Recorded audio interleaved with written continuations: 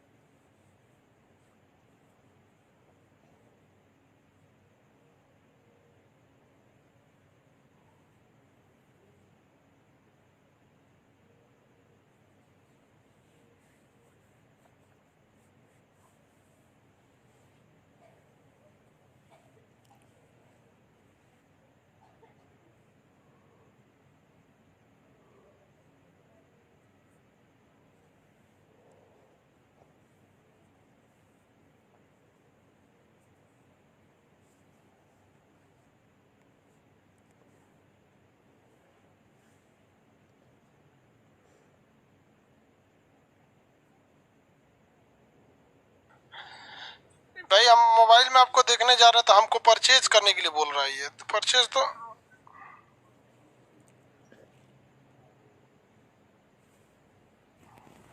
यार हम ही को परचेज करने के लिए बोल रहा है।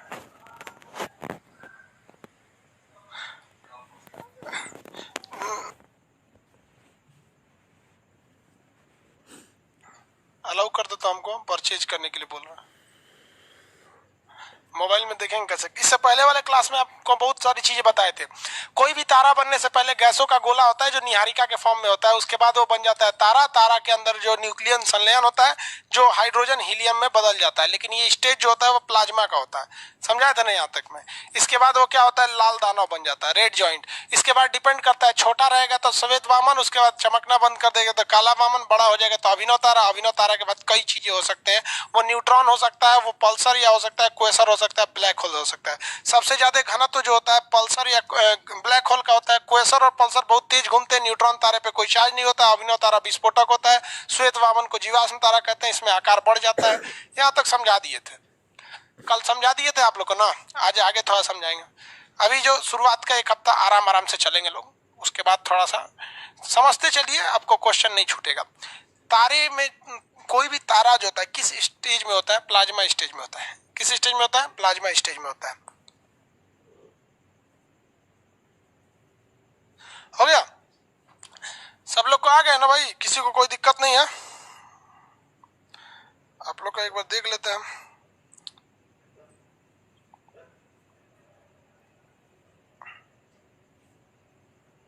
हो गया,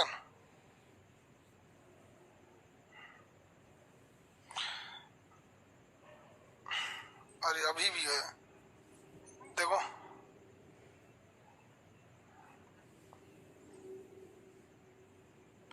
चलिए देखिए, आज आपको हम बताते हैं आकाश गंगा के बारे में। आकाश गंगा, ब्रह्मांड किसे कहा जाता है, यूनिवर्स। आप अगर यूनिवर्स की बात करेंगे तो आंख उठाइए, जितना चीज दिख रहा है सबका सब ब्रह्मांड है। आंख उठा के जितना चीज देखेंगे सबका सब ब्रह्मांड है। ब्रह्मांड बहुत असंख्य चीज है, ब्रह्मांड को कोई कल्पना ही नहीं कर सकता है। ब्रह्मांड असंख्य चीज होती है, इसकी कल्पना करना भी मुश्किल हो जाता है। ब्रह्मांड में तारे होते हैं, सबसे ज्यादा ब्रह्मांड में अगर कुछ है तो तारे हैं। असंख्य तारे हैं, उन तारों की समूह को हम लोग कहते हैं आकाश गंगा। क्या कहेंगे, आकाश गंगा। ये आकाश गंगा है। वैसे ही कई सारे आकाश गंगा होते हैं। ये भी आकाश गंगा है। कोई कहेगा तारों के समूह को क्या कहा जाता है, तो आकाश गंगा कहा जाता है। इसमें 100 अरब तारे होते हैं। कोई कहेगा एक आकाश गंगा में कितने तारे होते हैं, तो 100 अरब तारे होते हैं। एक आकाश गंगा में कितने तारे होते हैं, 100 अरब तारे होते हैं। ब्रह्मांड में आकाश गंगाओं की कोई कमी नहीं है। आकाश गंगा क्या होता है, तारों का एक समूह। यहाँ पे आपको कई सारे आकाश गंगा दिख रहे होंगे। यहाँ देखिए कितनी आकाश गंगा दिख रहे हैं, आंसर दीजिए। तो आकाश गंगा यहाँ पे आपको 6 आकाश गंगा दिख रही है। तारों के असंख्य समूह को आकाश गंगा कहा जाता है, जो ब्रह्मांड में बिखरे हुए हैं। यहाँ 1 2 3 4 5 6 आकाश गंगा दिख रही हैं।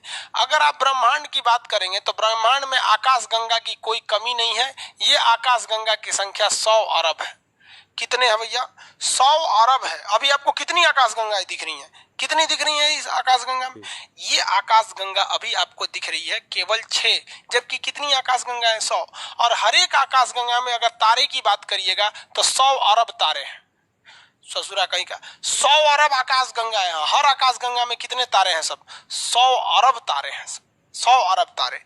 तो इंग्लिश में आकाश गंगा को हम गैलेक्सी कहते हैं। इंग्लिश में क्या कहते हैं, गैलेक्सी। तो एक ये गैलेक्सी, एक गैलेक्सी, ये गैलेक्सी, ये गैलेक्सी, टोटल कितनी गैलेक्सी दिख रही है, 6 गैलेक्सी दिख रही है। ब्रह्मांड में तारों के असंख्य समूह को आकाश गंगा या गैलेक्सी कहते हैं। इसी एक आकाश गंगा में हमारा कोई अपना एक सूरज होगा। ये सब तारे हैं सब। सूरज भी क्या है भाई, सूरज भी एक प्रकार का तारा है। इसी आकाश गंगा में कोई एक हमारा सूरज अपना तारा होगा। और इसमें कौन सा तारा है भाई, तो किसी ना किसी एक में हमारा सूरज होगा। समझ में आया कि नहीं आ गया?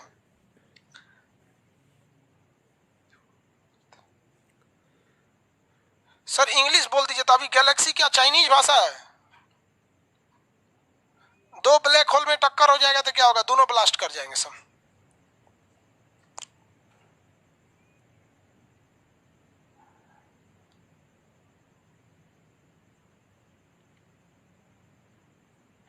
देखिए बहुत ध्यान से, वो कह रहा है सर बीपीएससी मेंस का तैयारी करा दीजिए। हम हाथ पकड़ के तैयारी करवाएंगे रे बउआ, यही सब पूछेगा, पढ़ लो हो जाएगा। तू लोग लुटाने के लिए अभी किया है, हाथ पकड़ के तैयारी कराएंगे हम आपका।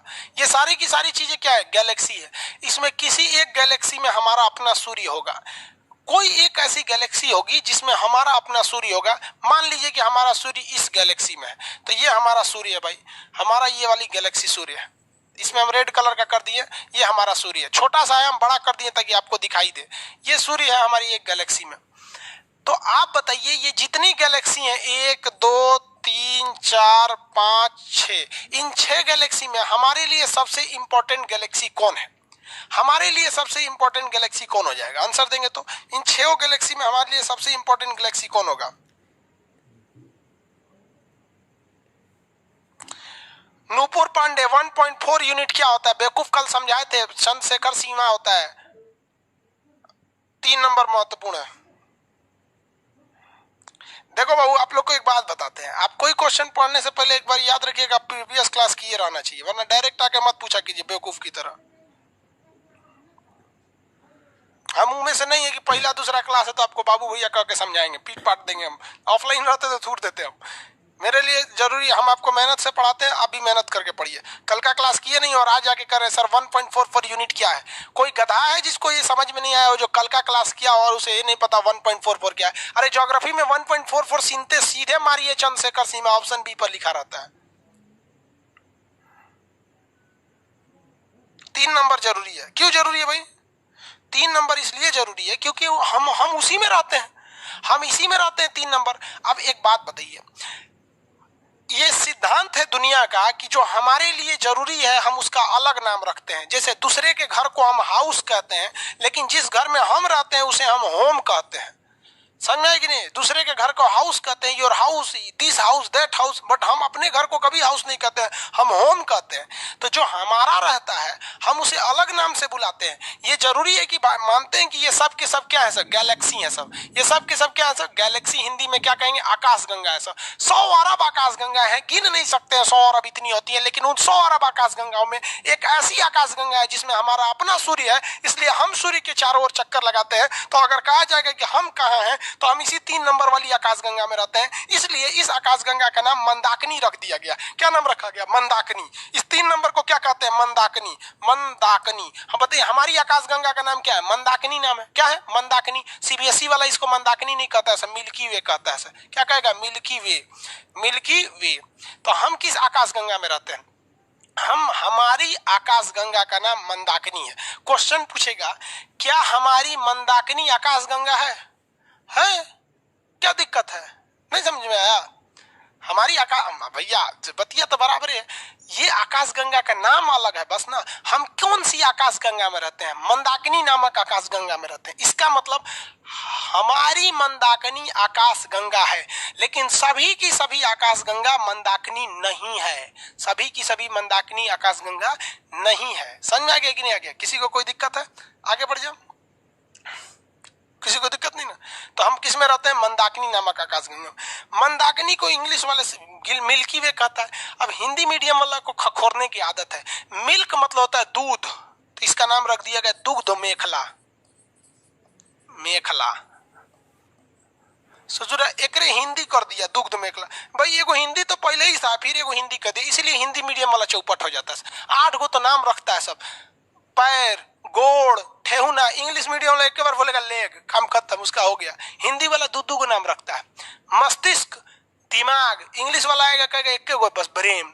हिंदी वाला पेट, आमाशय, उदर, ससुरा 3 गो नाम रखेगा। इंग्लिश वाला आएगा स्टोमक, काम खत्म। इसलिए इंग्लिश वाला कम पढ़ के तेज निकल जाता है सर, सीबीएसई बोर्ड वाला। वहां समझ में आया कि नहीं? हिंदी मीडियम वाला रगड़ते रह जाता है सर। तो इसी को हम कहते हैं मंदाकिनी, मिल्की वे, दुग्ध मेखला कहते हैं। भाई साहब तारों की संख्या ब्रह्मांड में तो कोई गिन ही नहीं सकता है। हमारी एक मंदाकिनी में यानी एक आकाशगंगा में 100 अरब तारे हैं, और ऐसी ऐसी आकाशगंगाओं की संख्या 100 अरब है। कितना है? 100 अरब है। आपको एक एग्जाम्पल के तौर पे समझाते हैं ताकि आपका दिमाग थोड़ा खुले, और जरा आप कल्पना कीजिए कि ये ससुरा मंदाकिनी होता कितना बड़ा है। ये मंदाकिनी है, बहुत बड़ा बड़ा गोला पड़ा हो गया। ये क्या है? मंदाकिनी है। ये मंदाकिनी है, तो इसका मतलब कंफर्म कि सूरज इसी में होगा। अरे और बहुत सारे आकाशगंगा है सर, लेकिन इसमें मंदाकिनी है तो सूरज यहीं पे होगा। तो हम आपको बताते हैं सूरज जो है अपनी आकाशगंगा, सूरज जिस आकाशगंगा में रहता है उस आकाशगंगा का नाम क्या है? मंदाकिनी। उस आकाशगंगा का नाम क्या है? मंदाकिनी। उस मंदाकिनी में ये सबसे साइड में है, और ये इसका चक्कर लगाता है। क्या करता है? चक्कर लगाता है। तो सूर्य भी चक्कर लगा रहा है किसका? अपनी मंदाकिनी का। ये चोट्टा बड़ी धीमा चक्कर लगाता है। कितने लोग बता सकते हैं कि हमारी पृथ्वी जिसमें हम रहते हैं वो सूर्य का चक्कर कितने दिन में लगाती है? हमारी पृथ्वी सूर्य का चक्कर, एक चक्कर पूरा कितने दिन में लगा देती है? इतना तो लोल नहीं होगा, सब आंसर दे ही देना चाहिए। कितने दिन में लगा देती है? अरे आंसर तो भाई 365 दिन में। ठीक है, एक दिन में कौन बोल रहा है? दीपक पटेल जी। कहा भाई सरदार पटेल का नाम डुबाएंगे आप? एक दिन में तो हम अपनी जगहिया पे घूमते हैं। समझ में आ गया नहीं आ गया? उस सूर्य का चक्कर थोड़े लगाता है, हम अपना चक्कर लगा 365 दिन में चक्कर लगा लेता है। लेकिन ये जो सूर्य है ये चोट्टा इतना कोढ़िया है कि ये इसका चक्कर लगाता है 25 करोड़ साल में। देखिए इस कोढ़िया को 25 करोड़ साल में चक्कर लगाता है। हद है भैया। अगर सूर्य को अपना हैप्पी बर्थडे 1 साल बनाना है अगला साल में, तो 1 साल के बाद अगला साल आएगा 25 करोड़ साल बाद। इतना बड़का ये सूर्य कोढ़िया है। ये कितने स्पीड से घूमता है आपको पता है? ये कोढ़िया कितने स्पीड से घूमता है? तो 250 किलोमीटर प्रति सेकेंड। अब अंदाजा लग गया कि भैया कोढ़िया नहीं है, ये इतना बड़ा है। ये है चुरा आकाश गंगा जिसमें हम रहते हैं। आकाश गंगा की तो कोई कमी नहीं है। एक चक्कर पूरा करने में 25 करोड़ साल लगता है, जबकि इसकी स्पीड जो होती है वो क्या होती है? 250 किलोमीटर प्रति सेकंड। 250 किलोमीटर प्रति सेकंड। सोचिए कितना भयानक होता है। अगर एक राज्य की बात करेंगे, स्पेशली अगर बिहार का, तो 1 सेकंड में आर पार बिहार। राजस्थान की बात करेंगे 2 सेकंड में राजस्थान आर पार, खत्म कहानी। इतना खतरनाक होता है, इतनी स्पीड से। अब आप साइज का अंदाजा लगा लीजिए। इसीलिए हम जब भी आपसे बोलेंगे एस्ट्रोनॉमी में कुछ समय की बात, तो कुछ समय का मतलब सीधे आप समझिए करोड़ साल बाद। यानी सूर्य को हैप्पी बर्थडे कितने साल बाद आता है? 25 करोड़ साल बाद। इसे हम लोग कहते हैं cosmic year. Cosmic year. Cosmic year कितने साल का होता है? 25 करोड़ का होता है। लेकिन हम लोग किसका चक्कर लगाते हैं? सूर्य का, तो उसे हम लोग सोलर ईयर कहते हैं। हम लोग तो सूर्य का चक्कर लगाते हैं, तो सोलर ईयर 365 दिन का होता है, सोलर ईयर 365 डेज का होता है। जबकि कॉस्मिक ईयर कितने साल का होता है? 25 करोड़ साल का। आइडिया लग गया आप लोगों को कितना बड़ा है कितना छोटा? दिमाग काम कर रहा है ना? 2500 लिख दिए क्या? 250 किलोमीटर प्रति सेकंड होता है जी।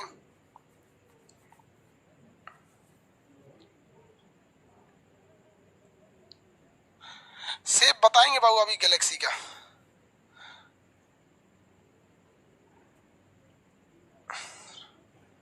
आज बायो का पूरा क्लास नहीं चल पाया था इसलिए पूरा नहीं। सब ऑप्शन बी ही होता है सर क्या? नहीं रे बाबू, सब बी नहीं होता है, 4 गो ऑप्शन ही रहता है। तू जो बैच में उसका ऑप्शन बी होता होगा बाबू। तेरे जिला की जितनी जनसंख्या है ना उतना लड़का को हम पढ़ा चुके हैं, समझे? ब्लैक होल किस स्टेट में? अरे भाई एक और है एक टोकी सर, इसका मतलब कहीं और भी जीवन है, हमको भी लगता है। वो सब हम लोग को नहीं खोज पा रहा है, ऐसा हम लोग उसको नहीं खोज पा रहे हैं। तो ये आपका समझ में आ गया आपको? मिल्की वे। यहाँ देखिए 100 अरब आकाश गंगाओं में से क्या किया गया? कुछ आकाश गंगाओं का ग्रुप बना दिया गया, 3-3 का ग्रुप बनाया गया। 3-3 का क्या किया गया? ग्रुप बना दिया गया। 3-3 आकाश गंगाओं का ग्रुप बना दिया गया। 3 आकाश गंगाओं के ग्रुप को हम लोग क्लस्टर कहते हैं। क्या कहते हैं? क्लस्टर। क्या कहेंगे? क्लस्टर। 3 आकाश गंगाओं के ग्रुप को क्या कहेंगे? क्लस्टर। हम जिस आकाश गंगा में रहते हैं उसका नाम है मंदाकिनी, और हमसे करीबी जो सबसे करीबी आकाश गंगा है उस सबसे करीबी आकाश गंगा को हम लोग कहते हैं देवयानी, एंड्रोमेडा। जैसे देखिए ये सबसे करीबी है एक तरह से, ये तो थोड़ा ज्यादा दूर है, ये करीब बना दिए इसको, तो इसे कहते हैं देवयानी। देवरानी नहीं, देवयानी, एंड्रोमेडा। देवयानी यानी एंड्रोमेडा, देवयानी यानी एंड्रोमेडा कहते हैं। क्या कहते हैं? एंड्रोमेडा। क्या कहेंगे? एंड्रोमेडा। तो ब्रह्मांड में कितनी आकाश गंगाएं? 100 अरब आकाश गंगाएं। 3 आकाश गंगाओं के समूह को क्या कहते हैं? सुपर क्लस्टर कहते हैं। इस सुपर क्लस्टर में 3 आकाश गंगा रहती है। इसमें से किस आकाश गंगा में हम रहते हैं? तो हम मंदाकिनी नामक आकाश गंगा में रहते हैं। हमारी मंदाकिनी में सबसे करीबी मंदाकिनी कौन सा है? तो देवयानी है। कौन सा है? देवयानी है। मंदाकिनी का नाम क्या है? देवयानी। ये कुछ किलोमीटर दूर है कुछ किलोमीटर का अंतर समझ में आ रहा है ना? अब हम आते हैं अपनी मंदाकिनी में। हमारी आकाश गंगा जो है वो तो यहाँ है। हमारी सूर्य से सबसे बाद जो दूसरे नंबर पे तारा आता है इसका नाम है प्रॉक्सिमा सेंचुरी। इसका नाम क्या है? Proxima Centauri. Proxima Centauri. अगर हम 1 सेकेंड में 3 लाख किलोमीटर जाएंगे ना, कितना जाएंगे? 1 सेकेंड में 3 लाख किलोमीटर जाएंगे तो 2.5 साल बाद यहाँ पहुंचेंगे। 1 सेकेंड में 3 लाख किलोमीटर अगर भागे, सोचिए 1 सेकेंड में 3 लाख, 1 मिनट में कितना? 2.5 साल बाद यहाँ पहुंचेंगे। तो भी सोच रहा हमसे सबसे करीबी तारा है। क्वेश्चन कितने लोग आंसर दे सकते हैं? हमसे सबसे करीबी तारा का नाम कितने लोग आंसर दे सकते हैं? देखते हैं सही कितने लोग देते हैं। देवरानी नहीं रे बाबू, देवयानी। देवरानी लिख दिए थे क्या हम देवरानी लिख दिए थे। हमसे सबसे करीबी तारा प्रॉक्सिमा सेंचुरी। धनंजय कुमार गलत है। सूर्य हमसे सबसे करीबी तारा। आधा लड़कों का सही है, आधा लड़कों का गलत है। सूर्य भैया हमसे सबसे करीबी है। दूसरा सबसे करीबी प्रॉक्सिमा सेंचुरी है। अगर कहेगा कि सूरज का सबसे करीबी तब ना प्रॉक्सिमा सेंचुरी। हमारा सबसे करीबी सूरज।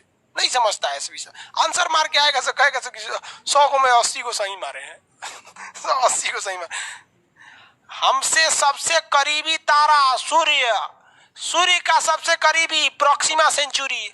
और ये मंदाकिनी नामक आकाश गंगा का सबसे करीबी आकाश गंगा तो एंड्रोमेडा यानी देवयानी। एंड्रोमेडा यानी देवयानी। समझ में आया कि नहीं आ गया? देखो भैया सबसे करीबी तारा सूर्य, सूर्य का सबसे करीबी प्रॉक्सिमा सेंचुरी, इस पूरी आकाश गंगा का सबसे करीबी आकाश गंगा देवयानी यानी एंड्रोमेडा। 3 आकाश गंगाओं के समूह को सुपर क्लस्टर कहिए या क्लस्टर कहिए। 1 नंबर सन, 2 number Proxima Centauri. Very good. उल्टा पुल्टा कौन है भाई? एक तो लड़का का नाम है उल्टा पुल्टा। कैसे उल्टा हुआ था क्या ये? ये सब बुखार झाड़ता है, जो उल्टा होता है सब, चिली कुलिक समा जाता है तो झाड़ता है, नाम लिख ले उल्टा पुल्टा।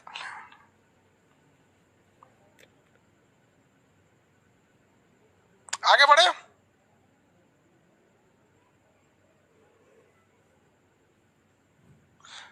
आगे देखते हैं हम लोग।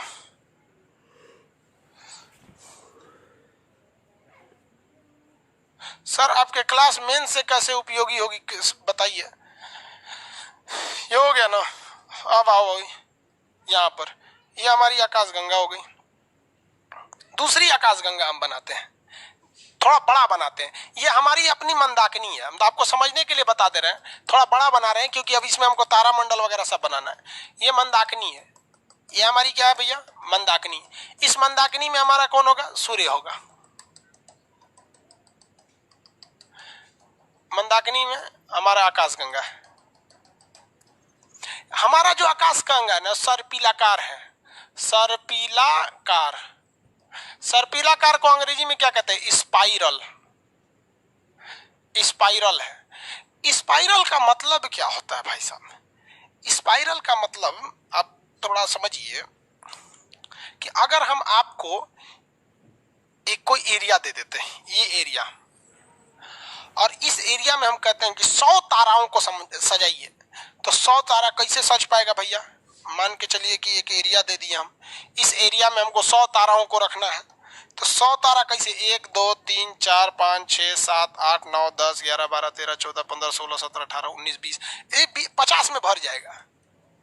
लेकिन अगर हम इसमें स्पाइरल कर देंगे ना, तो उससे ज्यादा भर जाएगा। स्पाइरल का मतलब होता है ना, ओकरे ऊपर एक और, ओ के ऊपर एक और, ओ के ऊपर एक और, ओ के ऊपर एक और, उसी को कहते हैं स्पाइरल हो गया। कोई भी चीज क्या हो गया, स्पाइरल। स्पाइरल समझते हैं, स्प्रिंग देखें, स्प्रिंग, स्प्रिंग स्पाइरल होता है। आप स्प्रिंग को रखिएगा ना तो एक के ऊपर एक होते हैं सब, एक के ऊपर एक, एक के ऊपर एक। तो ये जो आकाश गंगा है ना, तो ये मत सोचिएगा कि अगर यहाँ तारा है तो यहाँ एक दूसरा नहीं है, यहाँ पे एक और हो सकता है, बस हाइट का अंतर देके, हाइट का अंतर देके। मतलब कहने का सेंस है कि तारे एक प्लेन में नहीं है, तारे ऐसे भी हैं, फिर उसके ऊपर दूसरा लेयर है, फिर उसके ऊपर दूसरा लेयर है, फिर उसके ऊपर दूसरा लेयर है, यानी एक के लेयर में नहीं है, लेयर दर लेयर है सब। इसी को कहते हैं स्पाइरल। क्या कहते हैं, स्पाइरल। तबे ना इतना में बहुत ज्यादा हट गया है सब। तो तारे क्या हमारे कहेगा आकाश गंगा का आकार कैसा है, तो आकाश गंगा का आकार स्पाइरल है। आकाश गंगा का आकार कैसा है, स्पाइरल। किसी को कोई दिक्कत नहीं, आकाश गंगा का आकार कैसा है, स्पाइरल है, सर्पिलाकार है। हमारा सूर्य जो है वो आकाश गंगा में किस साइड में है, तो एकदम किनारे स्थित है, यहाँ पर किनारे में स्थित है हमारा सूर्य। आकार कैसा है भैया, स्पाइरल है, आकार स्पाइरल है। इस आकाश गंगा में हमारा जो सूर्य है, इस सूर्य से ये पूरी आकाश गंगा से तो दिखाई ही नहीं देगा, इतना ज्यादा तारे हैं सब सूर्य के। आकाश गंगा में इतने तारे हैं, 100 अरब तारा है, किसको दिखाई देगा यहाँ पे, 100 अरब तारा में नहीं ना दिखाई देगा यहाँ पे। तो इसमें जो सूर्य से थोड़ा दूरी पर तारे हैं, ये तारे कुछ हद तक दिखाई देते हैं, और जो पास वाले हैं तो ज्यादा ही दिखाई देते हैं। समझ आएगी कि नहीं आएगी। तो सूर्य से दूरी पर स्थित ताराओं के समूह को हम तारामंडल यानी क्या कहते हैं, क्लस्टर कहते हैं, कॉन्स्टेलेशन कहते हैं। तारामंडल 89 तारामंडल है। सूर्य से बहुत दूरी पर, ये हमारा सूर्य है, तो सूर्य से बहुत ज्यादा दूरी पर स्थित ताराओं को हम क्या कहते हैं, तारामंडल। क्या कहेंगे, तारामंडल। आप देखे होंगे प्लानिटोरियम में घूमने जाते होंगे, तारामंडल। और सूर्य के करीब जो तारों का समूह है उन्हें ग्रुप ऑफ स्टार यानी नक्षत्र कहते हैं। 27 गो नक्षत्र होते हैं सर, नक्षत्र। नक्षत्र कैसे लिखा, नक्षत्र, नक्षत्र कहते हैं, ग्रुप ऑफ स्टार कहते हैं। और हम यहां समझिए ध्यान से, और सूर्य के करीब जो ग्रहों का समूह है इसे हम लोग कहते हैं सौरमंडल। तो इसमें कितने ग्रह हैं, 8 ग्रह हैं, इसे कहते हैं सौरमंडल। सौरमंडल। देखो बबुआ, सूरज यहाँ पे बना देते हैं, सूरज को थोड़ा बड़ा कर देते ताकि आप लोग को दिखाई तो दे कम से कम। पता नहीं दिख रहा होगा कि नहीं, मोबाइल में देख ले, दिख तो रहा है। अरे बढ़िया दिख रहा है, हम खामखा में परेशान है। देखो भाई, सर कुछ तारे चलते हैं, कुछ नजर आते हैं। बेवकूफ कहीं का, रात में तुम जहाज देख लिया है। हाँ, जैसा हम नोट्स यूज कर रहे हैं सर, वो नोट्सवा स्पाइरल है, इसका नोट्सवा स्पाइरल है। अच्छा बात है भाई। देखिए, सूर्य के एकदम करीब जो ग्रह हैं उनकी संख्या 8 है। इन्हें हम सौर मंडल कहते हैं। इसी 8 में एक हमारा पृथ्वी है। सूर्य से थोड़ी दूरी पर स्थित 27 ठो तारों का कुछ ग्रुप है जिन्हें हम नक्षत्र कहते हैं। सूर्य से ज्यादा दूरी पर स्थित जो है उनको हम लोग क्या कहते हैं, तारा मंडल कहते हैं। और पूरा का पूरा उठा लीजिएगा तो ये आकाश गंगा, इसे हम मंदाकिनी कहते हैं। तो हमारी अपनी आकाश गंगा अर्थात हमारी मंदाकिनी में तारों से बहुत ही दूरी पर स्थित तारों का समूह, सूर्य से बहुत ही दूरी पर स्थित तारों के समूह को हम तारामंडल कहते हैं। लेकिन सूर्य से थोड़ी दूरी पर स्थित तारों के समूह को नक्षत्र कहते हैं और सूर्य के करीब के ग्रहों को तो हम ग्रह सूर्यमंडल कहते हैं। ये बताइए हमारे जीवन पर, क्योंकि हम लोग तो 8 ग्रहों में से तीसरा नंबर ग्रह पे रहते हैं, पृथ्वी पर। हमारी पृथ्वी अगर बोल दीजिए तो ग्रह में से हमारे लिए पृथ्वी कौन ग्रह है, हम लोग पृथ्वी पर। हमारी अपनी पृथ्वी पर ज्यादा असर बताइए इन नक्षत्रों का पड़ेगा कि ये तारामंडल का पड़ेगा? बताइए पृथ्वी पर, यहीं पे कहीं पृथ्वी होगी, इस पृथ्वी पर ज्यादा असर नक्षत्र डालेगा या फिर तारामंडल डालेगा? नक्षत्र या तारामंडल बताइए। नक्षत्र को ग्रुप ऑफ स्टार कहते हैं, तारामंडल को कॉन्स्टेलेशन कहते हैं। कौन डालेगा भैया ज्यादा असर? हाँ नक्षत्र एन डालेगा। 27 वाला लिख रहा है नक्षत्र नहीं दिखा रहा था। तारामंडल इन इंग्लिश कॉन्स्टेलेशन, नक्षत्र डालेगा। क्या डालेगा? नक्षत्र। कितने लोग बता सकते हैं कि ज्योतिष क्या कहलाता है? केवल इस 27 को पढ़ लीजिए तो ज्योतिष कहलाता है। तो जो एस्ट्रोलॉजी यानी ज्योतिष विज्ञान पूरे अंतरिक्ष विज्ञान का एकमात्र हिस्सा है। जितने ज्योतिष के विद्वान लोग घूम रहे हैं ना, वो केवल इस 27 को पढ़े हैं। ये केवल 27 को पढ़े हैं। और हम देखिए आपको क्या क्या पढ़ा रहे हैं। हम आपको ब्रह्मांड पढ़ाया, आकाश गंगा बताएं, ससुरा क्लस्टर बताएं, उसके अंदर आकाश गंगा, मंदाकिनी, नक्षत्र ये पढ़ाएं। तो हमारा कोई वैल्यू नहीं है। और ज्योतिष बन के अपने को हीरो समझता है। अरे भैया ज्योतिष कौन ची है रे तू ससुरा? इस 27 को नक्षत्र पढ़ लिया तो अपने आप को बहुत बड़का ज्योतिष समझ रहा है। तो हम तो ज्योतिष का बड़का ज्योतिषा है। हम तो नहीं समझ में आया ज्योतिष बोल। अरे 27 को पढ़ लिए नक्षत्र ज्योतिष से पूछेगा ना कि तारामंडल बताइए ना, उर्सा मेजर, उर्सा माइनर, बृहद सप्तऋषि, सब नहीं पता है उसको। केवल ये 27 को पढ़ लीजिएगा, पूरा पढ़िएगा तो एस्ट्रोनॉमी, खाली 27 पढ़िएगा तो ज्योतिष, एस्ट्रोलॉजी दोनों पढ़ा दें कि एक को पढ़ाएं? बोलो बबुआ, ज्योतिषो पढ़ा दें? ज्योतिषाचार्य हैं आप? अरे भाई ज्योतिष हुए 27 को पढ़िए। आपका बुद्धि काम नहीं कर रहा है। ये ना 27 को नक्षत्र होता है। लोग कहते हैं ना कोने नक्षत्र में पैदा हुआ है, काहे ना कहते हैं कोने तारामंडल में पैदा हुआ है। तारामंडल में कहां से पैदा हो जाएगा? हाँ दोनों देखा ज्योतिष का ज्यादा झगड़ा है यहाँ पे। ज्योतिष सब कह रहा है, दोनों पढ़ा दीजिए। अरे बाप रे बाप, इसलिए ज्योतिष का ये सब भागले हैं सब यहाँ पे, दोनों पढ़ा दीजिए। हाँ ज्योतिष में बता देंगे कि किस नक्षत्र में पैदा होंगे तो आपको लड़की उड़की बड़ी पसंद कर सकेंगे सर। वृषभान में अगर पैदा होंगे ना, वृषभान नक्षत्र में, तो लड़की सब बहुत आपको लाइन मारेगी। सब समझ में आ गया कि नहीं? वृषभान नक्षत्र लड़कियों के लिए बड़ी लाइन मारते हैं सब। उस सबको लड़की देखते दीवाना हो जाती है इन सबको वृषभान में। हम बता देंगे कौन कौन वृषभान का होगा, पता कर लीजिएगा कौन कौन वृषभान का, उसको लड़की बड़ी पसंद करते हैं। कृष्ण भगवान वृषभान राशि के थे। आप पढ़िएगा गाना में, वृषभान दुलारे। कृष्ण भगवान को लोग वृषभान दुलारे किसको बोला जाता है? कृष्ण भगवान को बोला जाता है ना। पूरा वृंदावन वाला गोपी सब कृष्ण भगवान के पीछे थी सब यहाँ पे। अरे बाप रे, सब देखो, सब कर रहा, देखो सब मना रहा है। हम वृषभान के निकले रे पगला।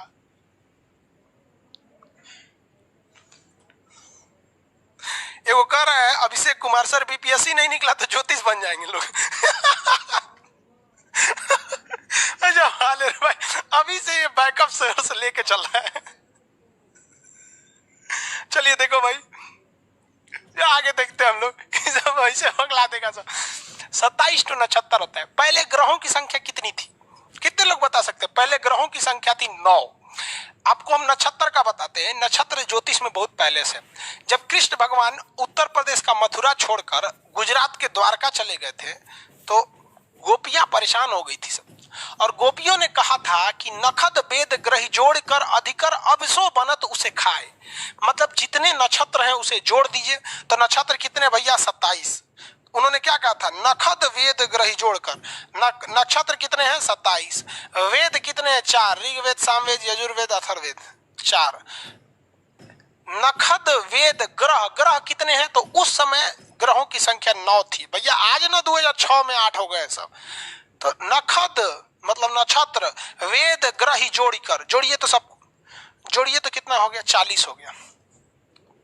40 ना हो गया जी? 27 4 31 4 40 अधिकर। अब इसको आधा कीजिए, 40 का आधा करेंगे 20। अब जो बनत उसे खाए, क्या बन गया? 20। 20 मतलब होता है जहर। 20 मतलब क्या होता है? जहर। उसे खाए मतलब खा लेंगे। तो लेटर लिख के दी थी सब कृष्ण भगवान को कि कृष्ण भगवान आप चल गए ना, देख लीजिए, नखद वेद ग्रही जोड़ी कर अधिकर अब सो बनत उसे खाई, आना तो लौट आइए यहाँ पर। ये होता है वृषभान ग्रह में जाने का। पगला जाती है सब। तो कुछ कुछ लड़का सबको देखिएगा ना, वो नखद वृषभान का होता है तो ओकरे याद में लड़की सब इसे ब्लेड से काट लेती हैं सब। Oh my God, if you will not return that I will cut my all arteries and veins because I true love you. दूर ससुरा का सच्चा प्यार इंसान की जिंदगी बर्बाद कर देता है। अगर जिंदगी बनाना है तो याद रखिए, या तो प्यार कीजिए नहीं, या तो ओनली टाइम पास, अदरवाइज आपकी लाइफ खराब हो जाएगी। लड़की छोड़ के जाना मतलब सौभाग्यशाली। जिसको लड़कियों ने लात मारा वो बहुत आगे चला गया है। समझ में आ गया कि नहीं गया? लड़की छोड़ के जाने से कुछ नहीं होता है। लड़की है ससुरी, ऑक्सीजन थोड़े है कि चल जाएगी तो मर जाएंगे आप लोग। हटाइए उनसे। समझ में आ गया कि नहीं? कौन कौन क्या क्या बोल रहा है भाई?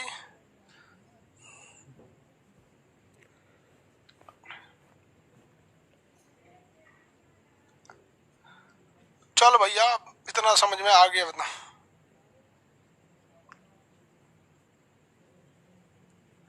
शैलेश कुमार कह रहे प्यार हो जाता है। हो जाता है, जिसके पास टाइम रहता है उसी को होता है।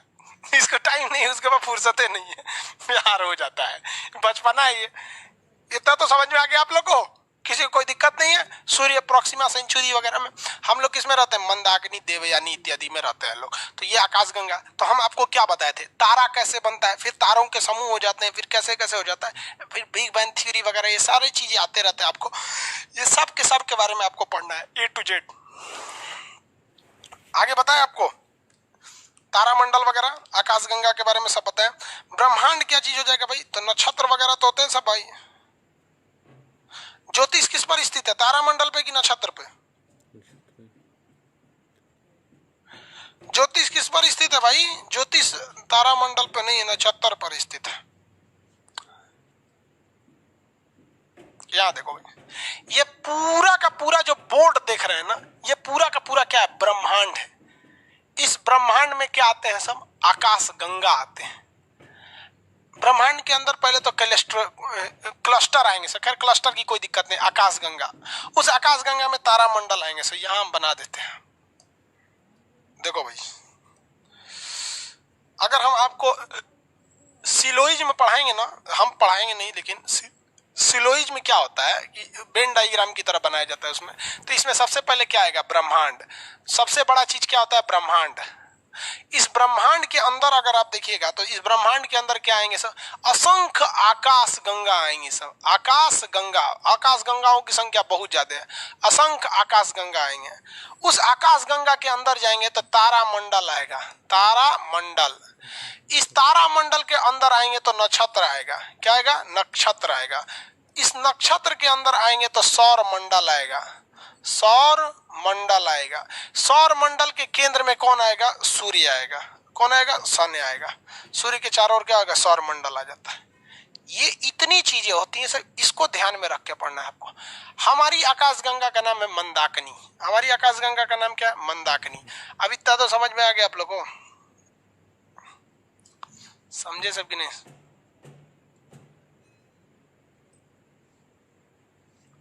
नक्षत्र ग्रुप ऑफ स्टार आकाशगंगा का चक्कर लगाते हैं। सूर्य किसका चक्कर लगाता है? आगे बढ़े, सूर्य किसका चक्कर लगाता है? अंदर आंसर बताइए फटाफट। सूर्य किसका चक्कर लगाता है? अरे भैया, सूर्य अपनी आकाशगंगा का चक्कर लगाता है। सूर्य किसका चक्कर लगाता है? अपनी आकाशगंगा का चक्कर लगाता है। समझ में कि नहीं का? और हम किसका चक्कर लगाते हैं? सूर्य का चक्कर लगाते हैं। सूर्य के पीछे सूर्य भागता है तो हमको भी खींच के लेके भागता है। सूर्य क्या करता है? हमको भी खींच के लेके भागता है, लेकिन पता नहीं चलता है हम लोग को। सूर्य चक्कर लगाता है आकाशगंगा का। अब कुछ एक से एक लोल वैज्ञानिक हुआ है सब। वैज्ञानिक लोल देखिए कौन कौन लोल वैज्ञानिक, यहाँ आपको 4 सिद्धांत पढ़ना है, टालमी, कोपरनिकस, केपलर और हब्बल, एक तारा सिद्धांत, द्वितारा सिद्धांत और उसके बाद से बिग बैंग थ्योरी। ये हमारा सूर्य है, सूर्य है, और ये हमारा पृथ्वी है, ये हमारी क्या है, पृथ्वी है। टालमी एक वैज्ञानिक थे, ये चोट्टा टालमिया क्या बोला, टालमी बोलता है ना कि हमारी पृथ्वी स्थिर है, हमारी पृथ्वी स्थिर है, सूर्य हमारी पृथ्वी का चक्कर लगाता है, इसीलिए तो सूर्योदय और सूर्यास्त होता है। कौन चक्कर लगा रहा है, सूर्य लगा रहा है, तो चोट्टा बोलता है कि सूर्य चक्कर लगाता है, सूर्य चक्कर लगाता है। और लोग टालमी को लोग भगवान समझने लगे, वैज्ञानिक, टालमी वैज्ञानिक, हद हो गया। इसको टालमिया को लोग 800 साल तक इस टालमी को लोग वैज्ञानिक कहने लगे लोग, टालमी टालमी। टालमी के बाद आया आपका कोपरनिकस, कोपरनिकस। कोपरनिकस ने कहा रे बकलोलवा, सूर्य चक्कर नहीं लगाती है, पृथ्वी चक्कर लगाते हैं।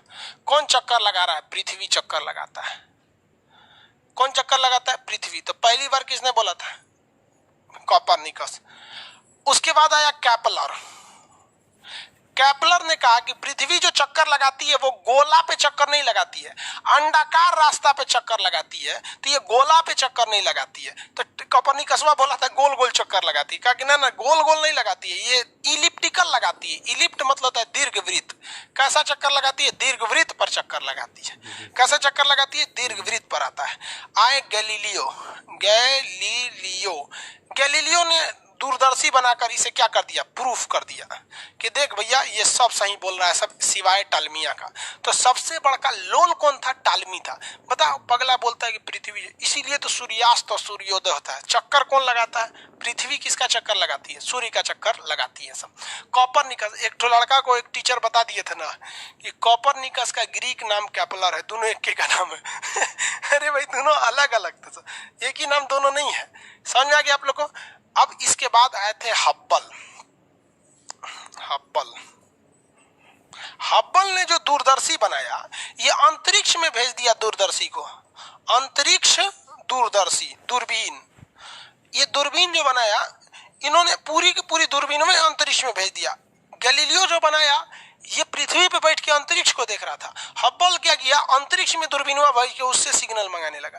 तो कहेगा हब्बल क्या है, तो हब्बल एक टेलीस्कोप है, जिस टेलीस्कोप की मदद से हम पृथ्वी पर रहते हुए भी अपनी आकाशगंगा को देख सकते हैं। और उससे देखने के बाद पता चला कि सारे तारे एक दूसरे से दूर जा रहे हैं, अर्थात ब्रह्मांड का आकार अभी बढ़ रहा है। क्वेश्चन पूछा हुआ है कि हब्बल क्या है, तो हब्बल एक दूरबीन है जिसे अंतरिक्ष में छोड़ा जा चुका है। इस दूरबीन का निर्माण एडविन हब्बल नामक खगोलवेता के नाम पर पड़ा है। हब्बल ने बताया था कि ब्रह्मांड अभी और विस्तारित हो रहा है, बढ़ रहा है। दुनिया में सबसे बड़ा चीज क्या हो जाएगा भैया, तो ब्रह्मांड हो जाएगा। सब चीज ब्रह्मांड के अंदर ही आते हैं, इसीलिए इनको ब्रह्मा कहा जाता है ना। ब्रह्मांड को बनाया था ब्रह्मा जी, उन्हीं के ऊपर मूर्ति मंदिर उंदिर नहीं है, विवाह कर लिए थे, वो एगो श्राप उराप लग गया था उनको। चलिए यहाँ देखिए ध्यान से, इतना तो आप लोग को समझ में आ गया। किसने बोला कि पृथ्वी चक्कर लगाती है, सबसे पहले किसने बोला कि पृथ्वी चक्कर लगाती है, सबसे पहले किसने बोला पृथ्वी चक्कर लगाती है भाई, सबसे पहले बताया था कोपरनिकस ने, लेकिन ये गलती कर दिया था। इसने बोला था गोला पे चक्कर लगाती है, केपलर ने बोला दीर्घवृत्त पे चक्कर लगाती है। केपलर का सिद्धांत आपको फिजिक्स में पढ़ाएंगे। गैलीलियो ने सिद्ध कर दिया था कि पृथ्वी पर चक्कर लगाती है। हब्बल ने क्या बोला था, अंतरिक्ष दूरबीन है, और इसने बोला कि ब्रह्मांड विस्तारित हो रहा है। ब्रह्मांड क्या हो रहा है, विस्तारित हो रहा है। टालमी बकलोलवा, टालमी बोला था कि सूर्य चक्कर लगाता है, टालमिया तो लोल था। बालकृष्ण महतो, टालमिया तो बोला था कि सूर्य चक्कर लगाता है, तो लोल था, ये टालमी है। कोपरनिकस, कई तो को कोपरनिकस लिखने नहीं आ रहा है ना, तो दू लिख दिया है। कोपरनिकस की जगह पे दू। केपलर ने ग्रहों की गति का सिद्धांत दिया और उसने बताया था कि दीर्घवृत्त पर चक्कर लगाते हैं। हमसे सबसे करीबी आकाशगंगा कौन है? आंसर दीजिए। हमारा सबसे करीबी आकाशगंगा कौन है? आंसर दीजिए। हमारा सबसे करीबी आकाशगंगा कौन है? केपलर आदमी का नाम है। एंड्रोमेडा, वही देवयानी या एंड्रोमेडा। हमसे सबसे करीबी तारा बोलिए, हमारा सबसे करीबी तारा। हमसे सबसे करीबी तारा, सबसे करीबी तारा हाँ सूर्य है। सूर्य से सबसे करीबी तारा प्रोक्सिमा सेंचुरी। सूर्य से सबसे करीबी तारा हो जाएगा प्रोक्सिमा सेंचुरी। सूर्य से सबसे करीबी तारा प्रोक्सिमा सेंचुरी हो गया। सूर्य से सबसे करीबी तारा प्रोक्सिमा सेंचुरी। दूरबीन और टेलीस्कोप में क्या अंतर है भाई? दोनों एक ही चीज है। तो जो टेलीस्कोप होते हैं सब बहुत दूर तक दिखाई दे देते हैं। टेली मतलब होता है दूर, स्कोप मतलब देखना। हिंदी में उसी को कहते हैं दूरबीन।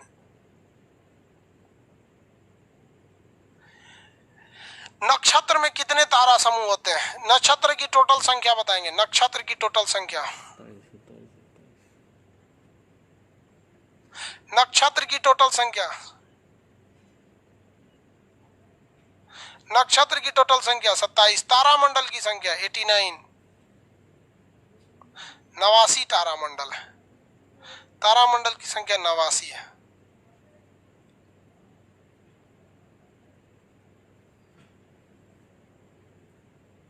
चलिए इतना हो गया। अब इसको आज के लिए इतना ही रहने देते हैं, कल बताएंगे आपको, ठीक है। अब ज्योतिष वगैरह सब पढ़ने के लिए रेडी रहिए। ज्योतिष में ईवी ज्योतिष वगैरह, ज्योतिष तो सिंपल है यार तो हम आपको पढ़ाइए देंगे। ज्योतिष सिंपल है। E27 को पढ़ा देंगे तो ज्योतिष हो जाएगा। जब ज्योतिष पढ़ लीजिएगा ना सब समझ में आ जाता है आप लोग को। ज्योतिष में कहते हैं ना कि शनिचर के दिन बाल नहीं कटवाना चाहिए। समझ में गया? आपको कंसेप्ट नहीं पढ़ाता है। शनिवार के दिन किसी भी काले चीज को नहीं मिटाना चाहिए, क्योंकि नक्षत्र में सबसे खतरनाक आपके ग्रह में शनि भगवान आते हैं। क्योंकि नक्षत्र सीधा देखता है ग्रहों को और ग्रह देखता है पृथ्वी पर। तो जैसे कहते हैं शनिवार के दिन कोई भी काले चीज को नहीं मिटाना चाहिए, क्योंकि शनिवार के दिन अगर काले चीज को मिटा देंगे तो शनि भगवान गुस्सा हो जाते हैं। समझ में आ गया कि नहीं आ गया? किसी को कोई दिक्कत नहीं है? आगे बढ़े। चलिए नेक्स्ट क्लास कल करेंगे। आज के लिए इतना ही।